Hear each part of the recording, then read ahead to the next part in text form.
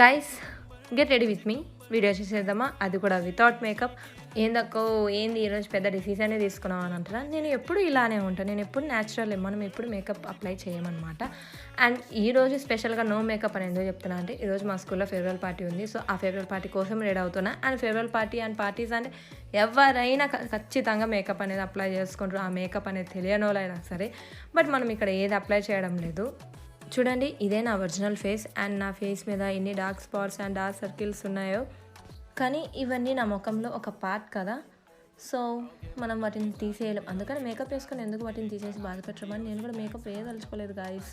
చూడండి నా ఫేస్ ఎంత న్యాచురల్గా ఉందో, అచ్చం ఇండియన్ బ్యూటీ లాగా ఉంది కదా.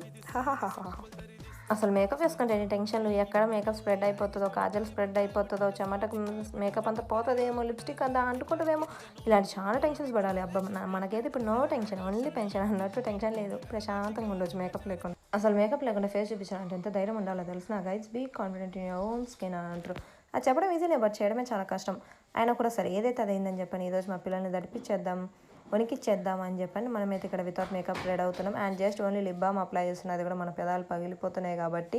అండ్ ఇదే నా ఫైనల్ లుక్. ఎలా ఉందో నా కమెంట్ సెక్షన్లో కమెంట్ చేయండి. పెద్ద హైలైట్గా ఏం రెడీ కాలేదు కాబట్టి ear rings and chain highlight చేసిన. కమెంట్ సెక్షన్లో కమెంట్ చేసి మన ఛానల్ని సబ్స్క్రైబ్ చేసుకోండి. బాయ్.